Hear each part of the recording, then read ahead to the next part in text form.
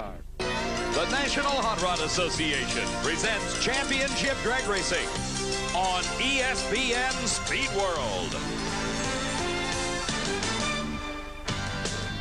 The NHRA, the world's largest motorsport sanctioning body, showcasing speeds in excess of 290 miles an hour and traveling the quarter mile in less than 5 seconds.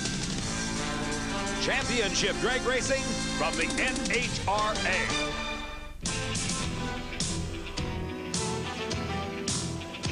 The NHRA Winston Championship Drag Racing season is a 9-month, $18 million extravaganza of speed.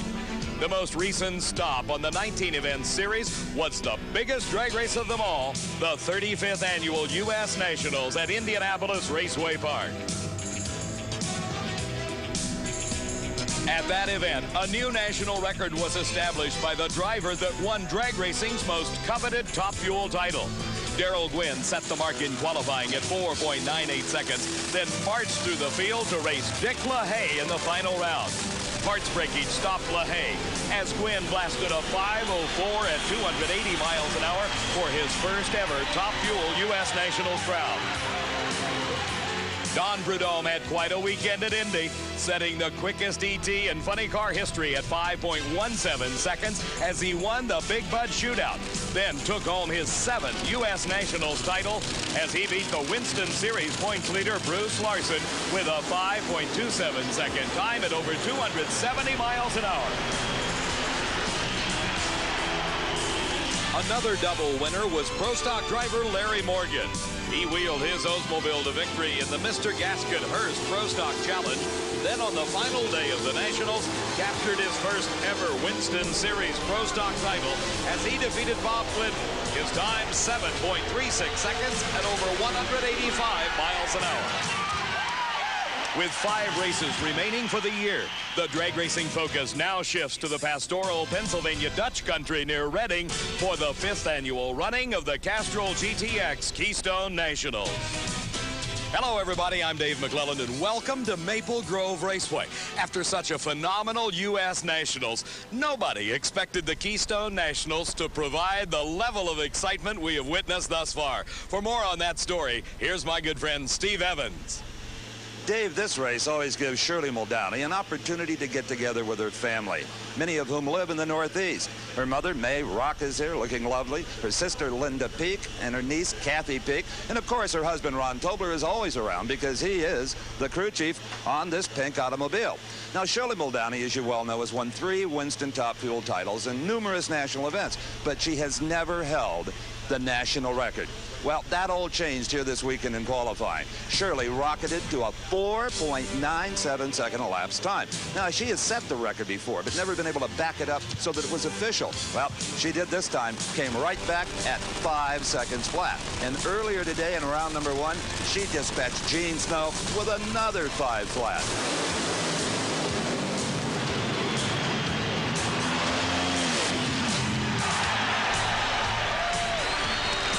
Well, the answer to the question, can Shirley do it consistently, is here. 5 flat. Oh, and the wheels were in the air a long time, Steve. I was a little worried about that, but he did do a wheel stand, didn't he?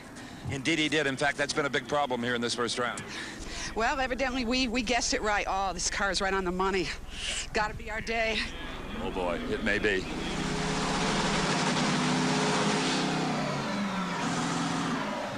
David, Shirley Muldowney has just completed warming up the car to face Joe Amato in round number 2. Now, even though Shirley has run 4.97, 5 flat, and 5 flat, she won't have lane choice. Amato stole that by 3 1/1000ths of a second. But neither one of them were the quickest in round number 1 earlier. Gary Ormsby, 4.99, and Darrell Gwynn at 5 seconds flat. Now, Shirley hasn't been the only one doing some record bashing. Don the Snake Prudhomme in funny car qualifying, 5.17. First round today against Art Hindy, a 5.24. Prudhomme has got the record, but not at 5.17 because that's not within 1% of 5.24, so the record is 5.24. Don Prudhomme, you accomplished something here you couldn't do at Indianapolis. You have set the record, but not at 5.17, 5.24. Well, we still got a lot of work to do. Maybe we can get it down a little bit lower. It didn't leave right. Something was wrong with it up there. It didn't leave right and ran 5:24? Well, it really didn't. You know, it stumbled. I had to stage first up there, and they're making me do all those sort of things to mess with me. You've backed it down a little bit for race day? Yeah, a little bit, but we're not now. We're going to step on it, Steve. All right. Steve, obviously Prudhomme prepared to lower that record yet once again before this day's over. Now it's time for round number 2 action in Top Fuel Eliminator. Here is Dick LaHaye. It was just 2 weeks ago that LaHaye ran his first sub-5-second run. It came at the U.S. Nationals at Indianapolis Raceway Park.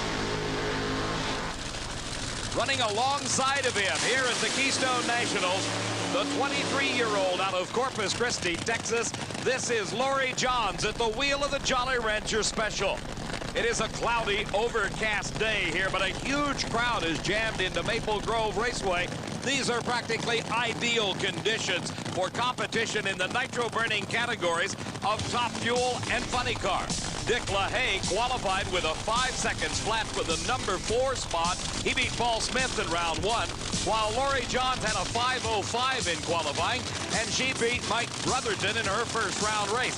In that race, as we saw a few moments ago with Gene Snow going into a wheel stand, Mike Brotherton did a giant wheel stand, lots of traction right at the starting line. That's what's allowing these sub-5 second runs. LaHaye in the near lane.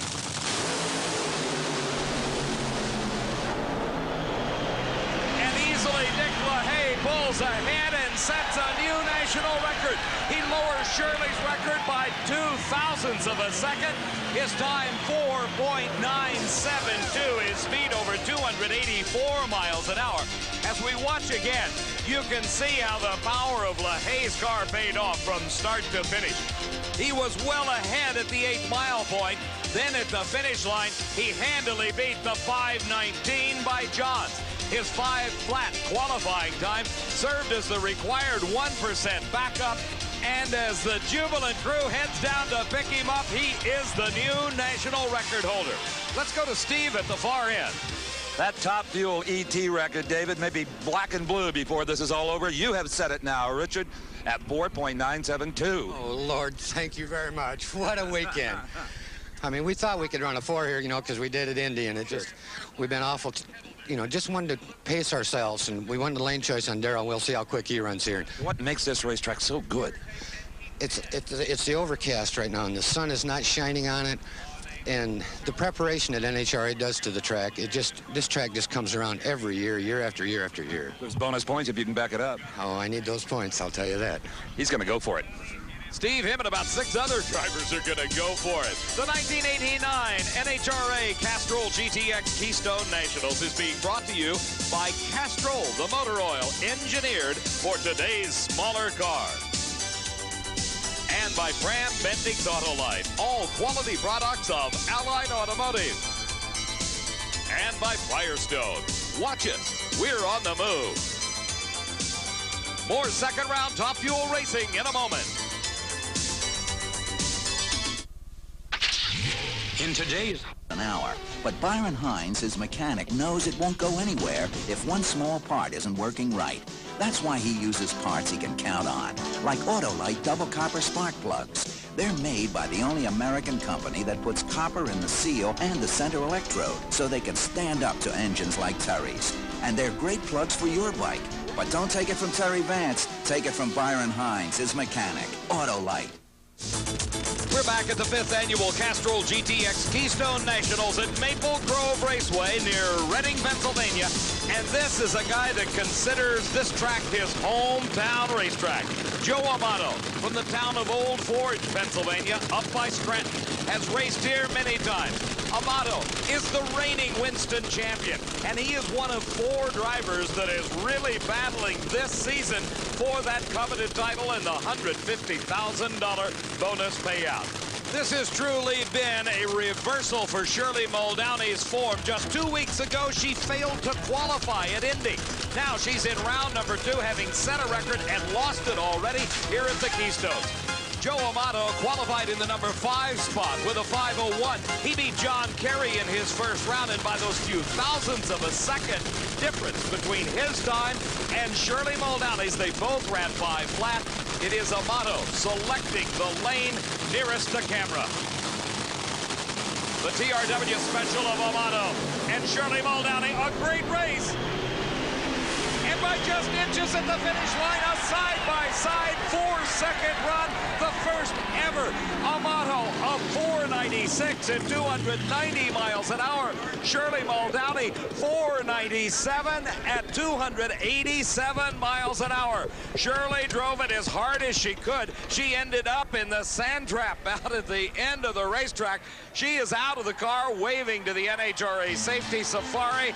But what a race. Truly history-making here at the Keystone Nationals as Amato and Muldowney duel it out. As we look again, Amato had a slight advantage at the starting line. By the time they got to the finish line, the margin of victory only a couple of feet.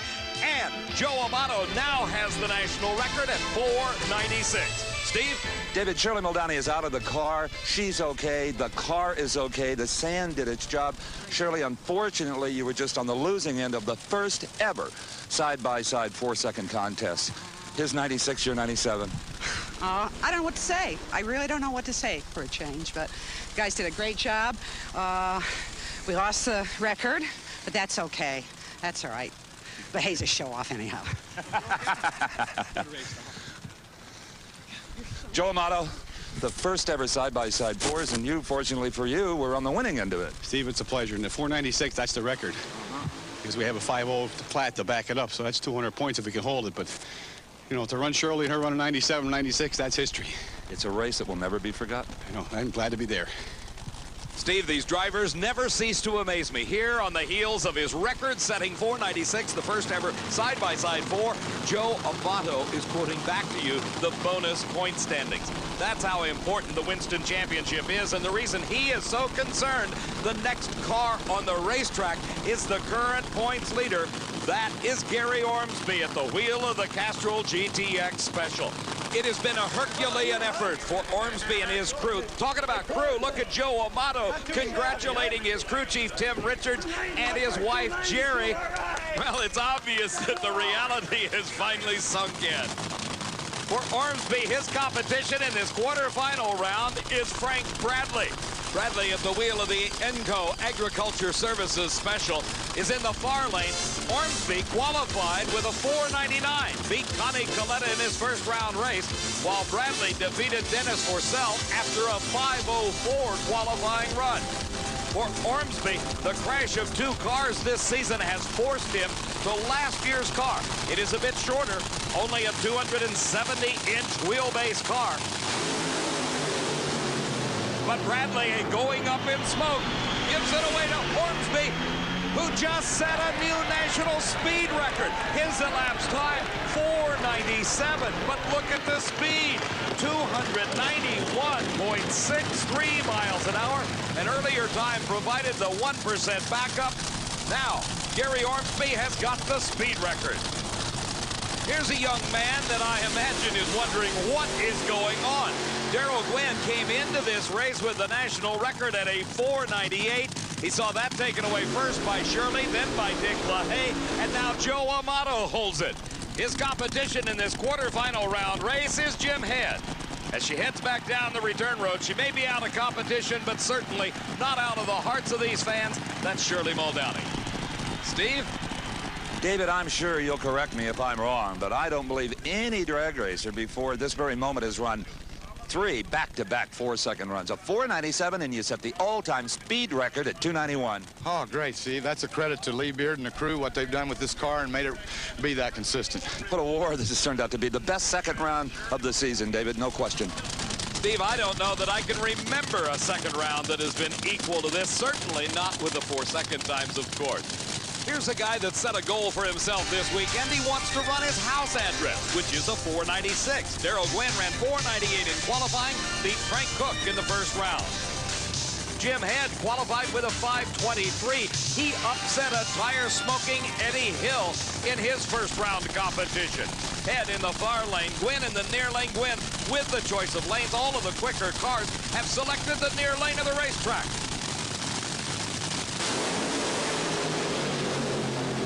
A bit of tire smoke out ahead, and another big victory for Darrell Gwynn. Elapsed time, 4.96 seconds. Not a record, but very quick at 2:82. And ran 5:18 and was several car lengths behind at the finish line. Well, that sets up the pairings for the semi-final round here at the Keystone. All 4 second cars. Dick LaHaye against Darrell Gwynn. Gwynn having the lane choice. The other 4 second pair. Joe Amato, the new record holder, against Gary Ormsby, the fastest car in drag racing. Amato having the choice of lanes. Maple Grove Raceway, and this is just a small part of the record-shattering crowd jammed in for the Keystone Nationals. If you're a bit confused about the procedures used in setting national records, here's Steve. David, I'm in the timing and scoring deck of the control tower here at Maple Grove Raceway, where NHRA officials do an incredible job of keeping track of over 600 cars and days of racing. And I thought this would be a fitting backdrop to explain why NHRA requires that 1% backup on all record runs. As sophisticated as all of this equipment has become, and Lord knows it's a lot better than it was even a few years ago, there's a margin for error, and let me tell you why. These infrared beams, just like the old light sources, don't know the difference between a hot dog wrapper and the front wheels of a race car. If that wrapper gets blown through that beam with the race car still 50 feet away, you've got what the racers call a popcorn time. Another thing that can happen, lightning in the area affects these clocks, will stop a clock instantly when it flashes. Let's say the car again is 50 feet away, you've got an inaccurate time. So that's why the 1% is in effect. It has been for 30 years, and it isn't about to change. Steve, just one of the means the National Hot Rod Association uses to keep things fair and accurate for the racers. Tony McCollum getting ready to do his burnout, unleashing some 4,000 horsepower and burning lots of rubber. That gets those tires extremely hot, brings them up to operating temperatures. Here's a driver that is most concerned about the 1% backup. This is Mark Oswald at the wheel of the Motorcraft Quality Parts car from Candies and Hughes. This Ford Probe in qualifying ran a 5:21. That is a new national record, but he needs that 1% backup run.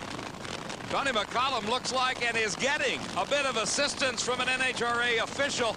His car would not go into reverse. He needed to just have a little bump there. Now he's got it in reverse and it's backing up. This is Funny Car Eliminator, round number 2 of competition. In qualifying, Johnny McCollum had a 5:57. That put him in the number 14 spot. He upset Jim White in his first round race. Mark Oswald had that brilliant 5:21 in qualifying. He beat Tom Hoover in his first round of competition. Oswald following the directions of his crewman D. Gann, wanting to place that car in just the right spot on the racetrack. Tony McCollum pulling forward into those infrared beams that stretch across the racetrack at the starting line. As he rolls into them, that illuminates the lights on the top of the Christmas tree, indicating to starter Buster Couch he's ready. Now Mark Oswald does the same. McCollum with problems. And Mark Oswald with a new national record. He backed it up. He had a 5.23 second elapsed time. His speed, 279 miles an hour. Mark Oswald now holds the elapsed time record at 5.214.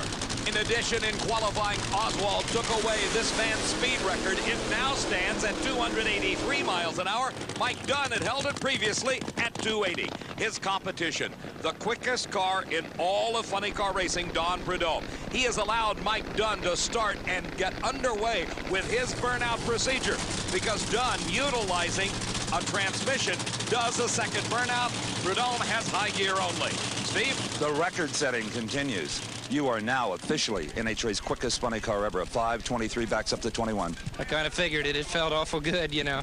It's going to be tough, though. Everybody's right there. You know, the Ford's running good today, and we're going to try to keep it there. But you see the competition, Kenny Bernstein. Now Bruce Larson's right in the game, and, of course, Snake. You know, everybody's watching him.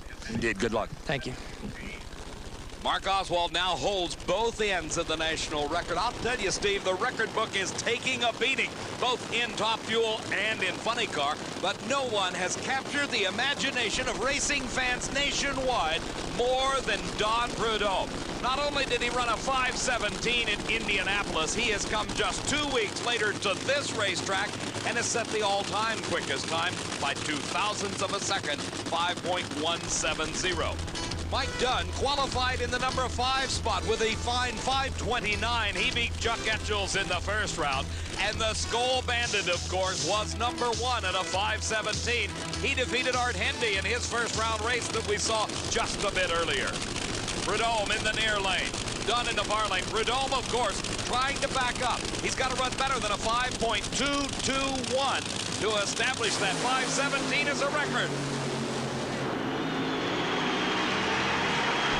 Prudhomme through the quarter mile, 5.23 seconds. His speed, 268 miles an hour. Not good enough for a record, but continuing the consistency that Prudhomme's been showing as of late. Meantime, back in the top fuel pit area, crew chief Kim LaHaye working on the supercharger and fuel injector off of her dad's racing engine, getting that car ready for its semi-final round confrontation with Darrell Gwynn. We'll be back at the Keystone Nationals in just a moment. The 5th annual Castrol GTX Keystone Nationals looking in on the pit area of Darrell Gwynn. That's his dad, Jerry, screwing down the supercharger onto the manifold on top of that race engine. He's getting the car ready as Darrell will be racing Dick LaHaye in the upcoming round of Top Fuel Eliminator. Right now, we're continuing in round number 2 of Funny Car. This is the 4-time Winston champ, Kenny Bernstein. It was earlier today in the first round of competition that Bernstein met up with young Scott Coletta, the son of Top Fuel driver Connie Coletta. It was a hair-raising moment as Coletta came off the starting line, his wheels high in the air, headed towards Kenny Bernstein's lane. He took out the timing device. The cars just brushed, and Bernstein thundered past for the win.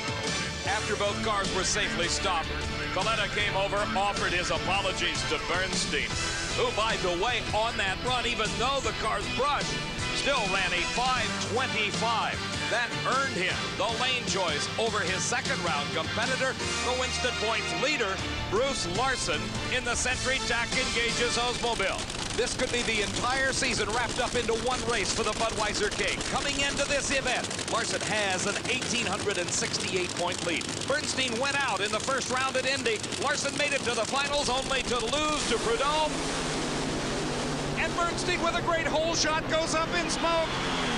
Larson wins and advances to the semifinals. That may just be the clincher he needed to take home this season's Winston Points title. His elapsed time, 5.30. That's good. But what you're looking at is a replay, and that's bad. Larson very late off the starting line. Bernstein had a great advantage, but smoked the tires and could not hold on. Here's the next pair of cars in the lane nearest the camera, the Castrol GTX Oldsmobile. This is John Force. His competition, Ed McCulloch at the wheel of the Miller High Life Special. Let's go to Steve at the far end. The crew is down here, David. I think they beat the steering wheel off the station wagon. What a race. The man you had to beat, and you beat him. That's it. We can't depend on somebody else beating him. We have to do it ourselves once in a while, and we've done it every time this year when we confronted him.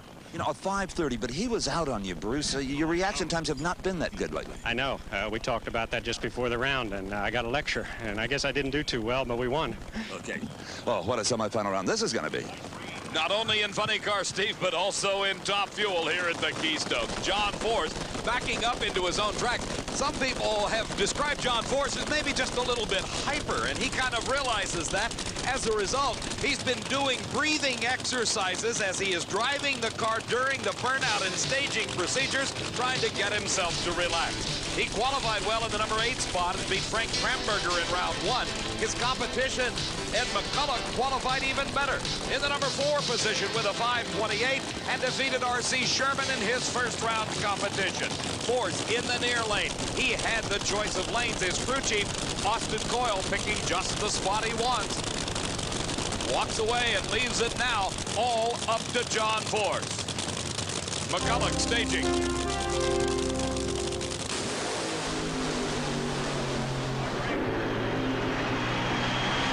Close race at the finish line, and the driving job by John Force is what won that race. 5:34, his elapsed time.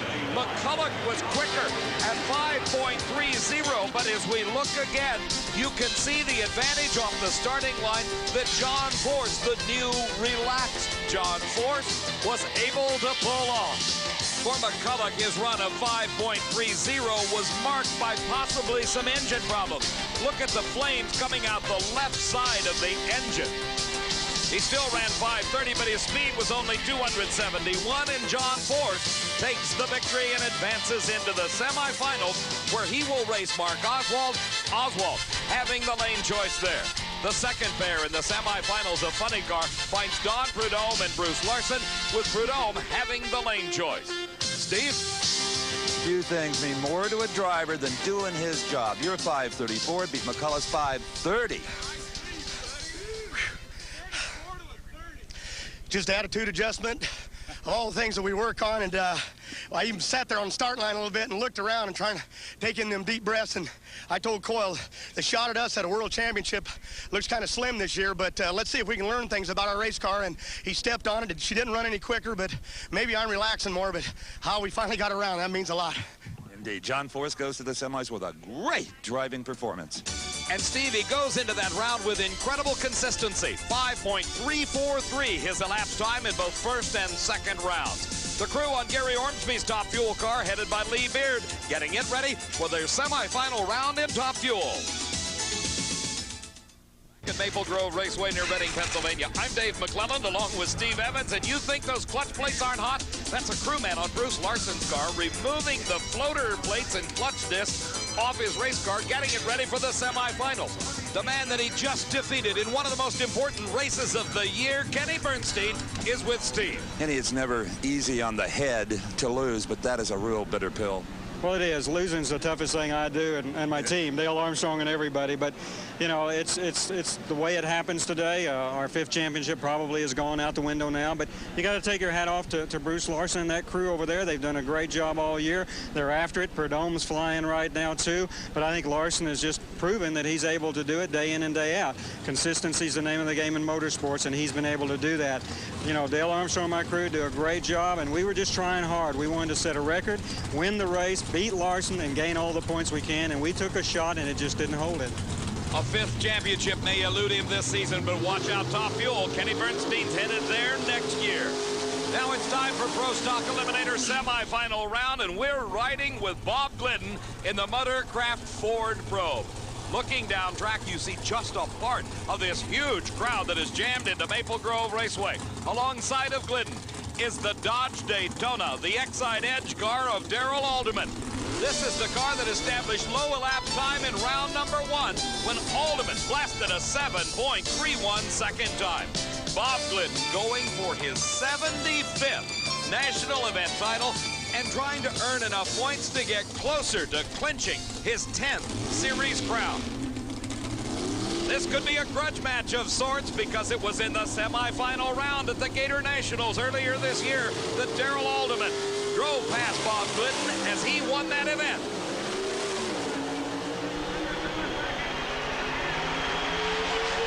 Today it is Bob Glidden. His elapsed time, 7.35 seconds. The losing time for Alderman, a 7:36. An extremely close race, and you got a chance to see it just like the driver does. As they leave the starting line, the wheels up on both cars. Tremendous traction here today at Maple Grove Raceway. Look at the lead that Glidden has early in the race. He continued to hold on to it until at the finish line. When you combine his great reaction time and the better performance, Bob Glidden won the race. Well, Bob Glidden, you have beaten the fastest, quickest car of this entire event.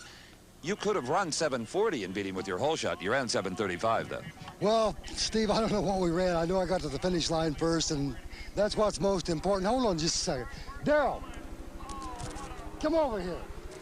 Bob Glidden always quick to salute the guys that run good. Great job. These guys, I'll tell you, Steve, these guys deserve a lot of credit for what they've done this year. Thank you. You're the one that deserves credit. Bob Glidden 1 round away from winning his 75th NHRA National Event title. Welcome to the Mutual Admiration Society at Maple Grove Raceway. We call it Pro Stock Eliminator. Bob Glidden into the finals. Who will he race? It'll come out of this pair. Bruce Allen in the Levi Garrett Chevy Beretta in the far lane of the racetrack. Larry Morgan, the Castrol Olds, is in the near lane. Morgan having the choice of lanes. Allen qualified in the number 4 spot, beat Reed Wisden and Kenny Koretsky in the earlier rounds. For Morgan, a number 2 position with a 7:33 in qualifying. Joe Lapone and Kenny Delco fell in rounds 1 and 2. Morgan has got to have a bit of a psychological advantage, at least in his own mind. He is coming off the biggest weekend any pro stocker can have when he won the Mr. Gasket Hearst Pro Stock Challenge and the U.S. Nationals just 2 weeks ago. But he's late here.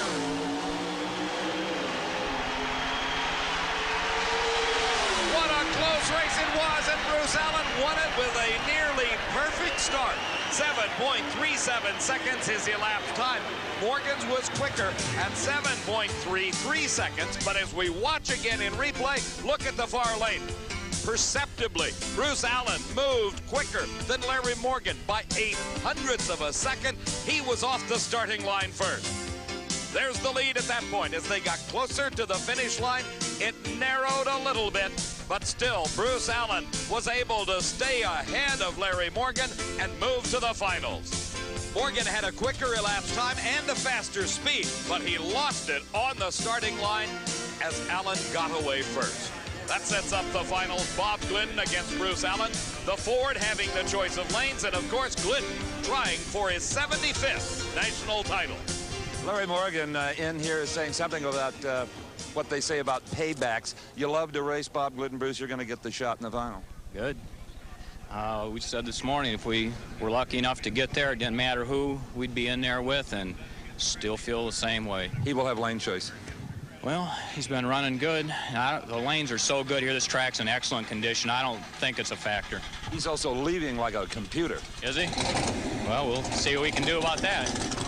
Steve, Bob Glidden's going to have to work at beating Bruce Allen off the line. He had a nearly perfect start on that run. Back in Don Prudhomme's pit area, the question is, can he back up his 5:17 for the national record? We'll find out later, right here at the Castrol Keystone Nationals. Here at the Castrol Keystone Nationals, all 4 competitors in this semifinal round of Top Fuel. In the previous round, ran 4 second elapsed times. Darrell Gwynn in the Coors Extra Gold car had a 4.96. Dick LaHaye in the Miller High Life Special had a 4.97. Gwynn, by virtue of the quicker time, has the lane choice. He has selected the lane nearest the camera. The track incredibly good. Darrell Gwynn wins it and goes to the finals and sets a new national record. His elapsed time, 4.951. He recaptures the national record that he held when he came into this race. His speed over 281 miles an hour. LaHaye's losing time, a 5-second flat at 281. And as we look again, you see a very slight wheel stand was experienced by Gwynn. Then the car settled back to earth, and he was gone for the finish line. By the time they reached that point, 1,320 feet away, there was the margin of victory. Darrell Gwynn, who had only enjoyed the national record for 2 weeks, has got it back. 5.95. All right, Steve, I'll tell you what, this sport is more humbling every single day we race. This is incredible. I'm just glad to be a part of it and want to thank all the people from Coors. I know we haven't won the race yet, but this is it, buddy. It don't get any better than this. Happy young man. I'd say he's happy, Steve. It finally sunk in exactly what he had done. He has recaptured the national record and moved for the 2nd race in a row into the final. His competition will come out of this pair of cars. Joe Amato held the record for only a round of racing, and the celebration begins at the far end of the track. Darrell's dad, Jerry, offers his congratulations as back at the starting line, we're into the staging procedures. In the quarterfinal round, Amato had a 4.96, Ormsby a 4.97. Incredible racing here at the Keystone National. And Ormsby goes up in smoke. Amato to the finish line and into the finals.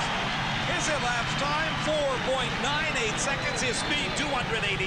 He did not regain the record, but he made it into the final round to race against Darrell Gwynn, and what a fitting conclusion. Darrell, with his 4:95 record-shattering time, has the choice of lanes here at the Keystone National. Emergency team, along with some help from funny car racer Don the Snake Prudhomme.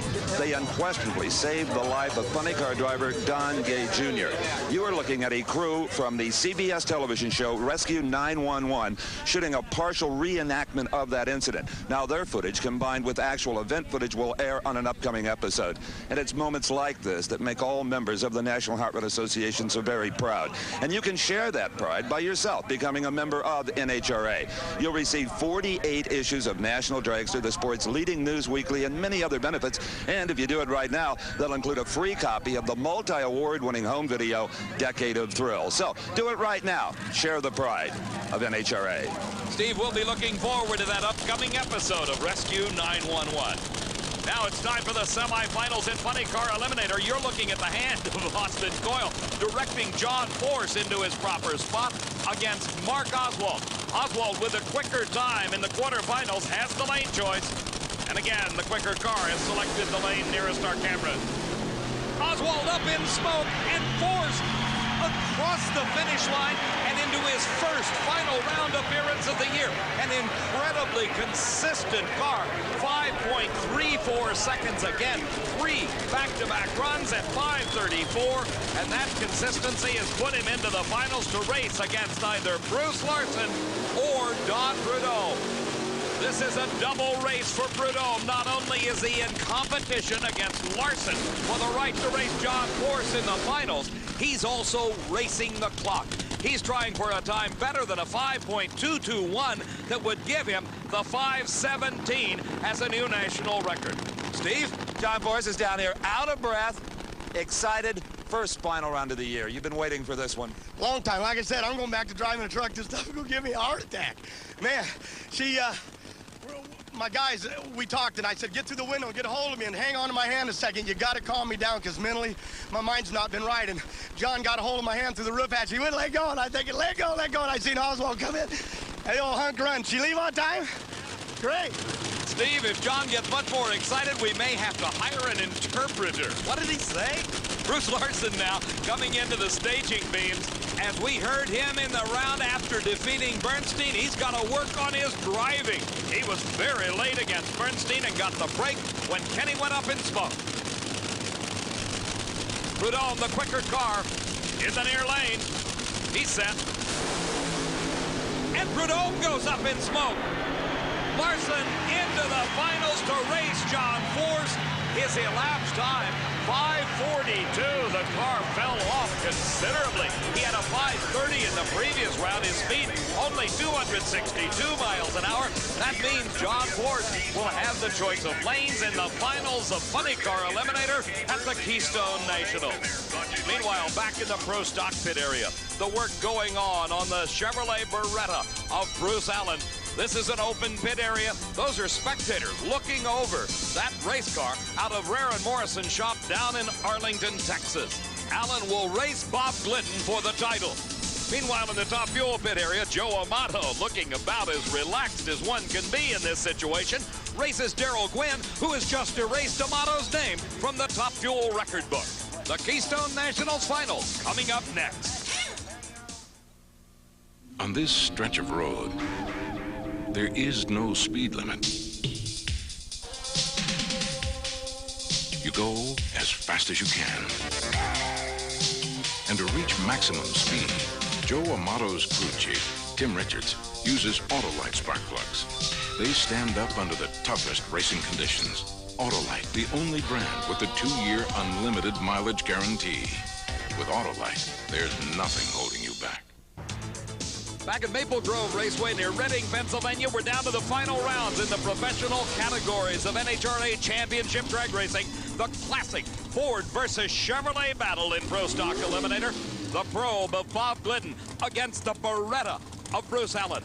These highly sophisticated race cars are powered by racing gasoline through two 4-barrel carburetors to an engine, limited to 500 cubic inches. The last time these two met was the final round at the North Star Nationals, where Bruce Allen was the winner. They're ready.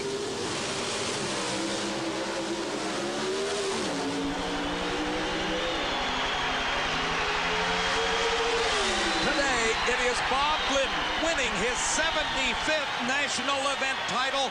Almost identical reaction times. Glidden just a fraction of a second ahead off the starting line and 2/100ths quicker in the quarter mile. His elapsed time 7.36 seconds at over 187 miles an hour. Let's watch again. You see the Ford and the Chevrolet coming off the starting line together. As they head down track, they remain side by side until they reach the finish line, where Bob Glidden pulls ahead by just a couple of inches. He's got a better time, both reaction time and elapsed time. And if your timing goes bad on a high five, ouch. Billy receiving a forearm shiver from his brother Rusty. The celebration will continue at the far end of the track as the Glidden family pedals down on their bicycles. Rusty with Billy and his mom Etta riding behind. As a dejected Bruce Allen heads back to the pit area, it is all smiles from Bob Glidden. Another milestone in your long career, 75 of them. I thought that 75th was a jinx, Steve. I'm telling you, we were beginning to wonder. Great driving all day long. A 7:36 wrapped it up. Sometimes, you know, you come out and just everything falls into place. We hadn't run well all weekend. Everything just fell into place and went perfect for us. You think you drive a little harder when maybe you don't have the performance edge you're used to having? Well, you know, you try to do the best you can all the time, but it's all mental. You know, we certainly didn't have the edge in any race or any run today, and, you know, you just have to be as good as you can be, and everything went great for us. A little pressure off with that 75th. I know we've made a big deal out of it. All the media has.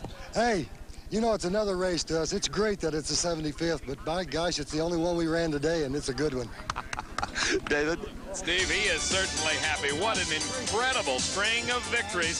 75 national event titles. The win today adds more points to his Winston standings. In second is Bruce Allen.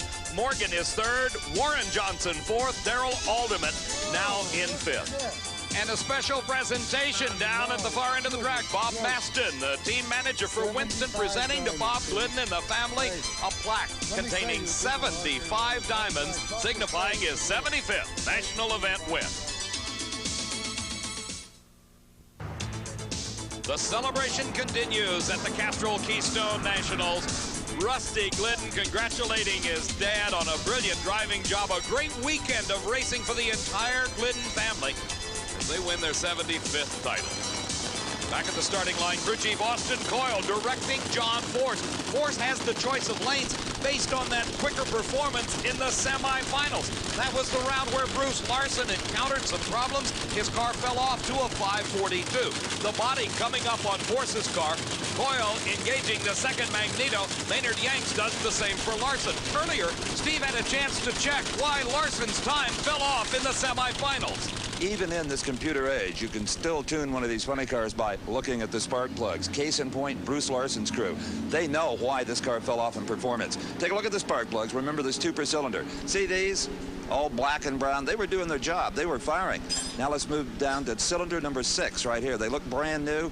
Well, they were not firing. Why? Well, they really don't know. And with everything on the line, they're going to change everything that might account for that. There are brand new coils going on the car for more voltage. The magnetos have already been changed. A fresh blower will go on top of the engine. That sometimes can cause that if it's just a little bit weak. Taking no chances is Maynard Yanks.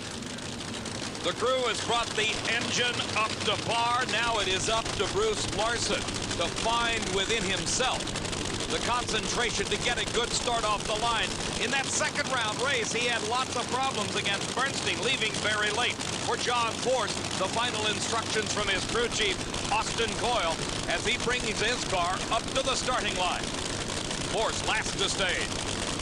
And he rolls forward just a hair too far, but a great start for Force. And a huge victory, his first of the season. John Force wins the Keystone Nationals. His elapsed time, 5.33 seconds at 273 miles an hour.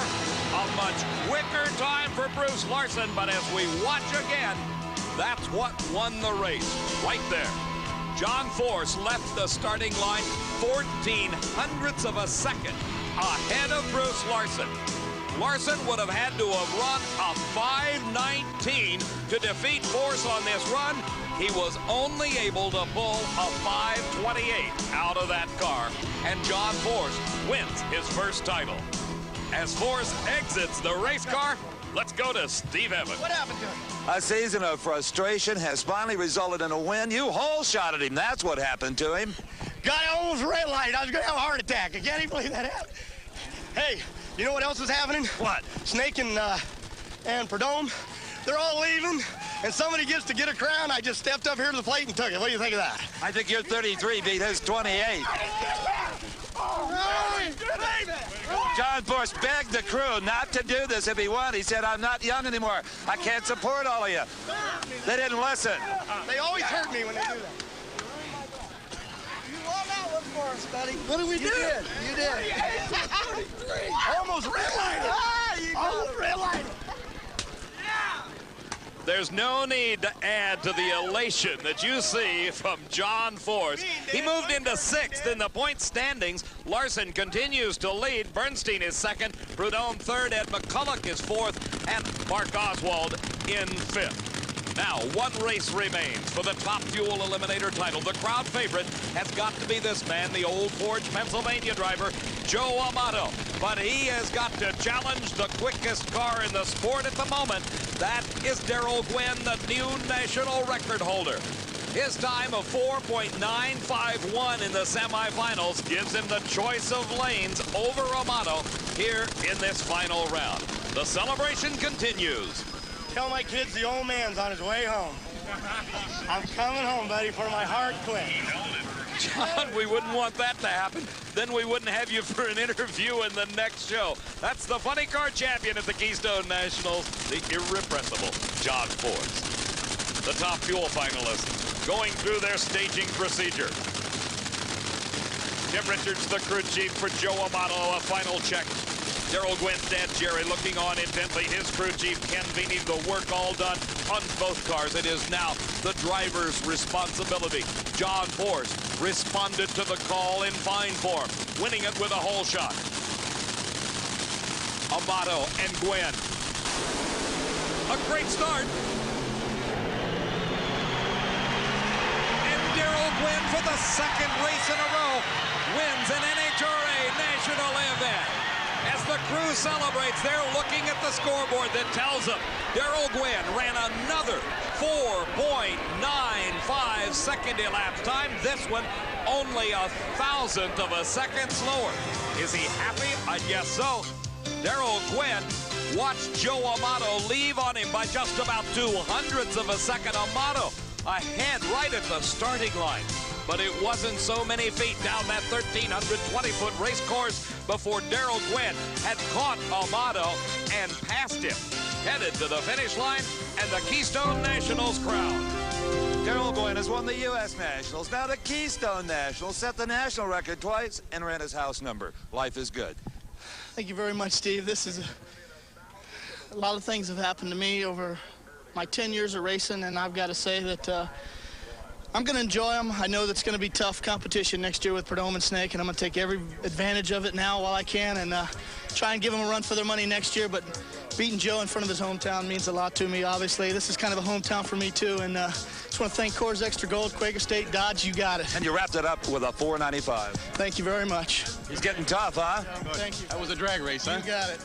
It's nice to beat a man of this caliber. I'm telling you, especially in his hometown. He's a heck of a drag racer. Truly an emotional moment here at Maple Grove Raceway.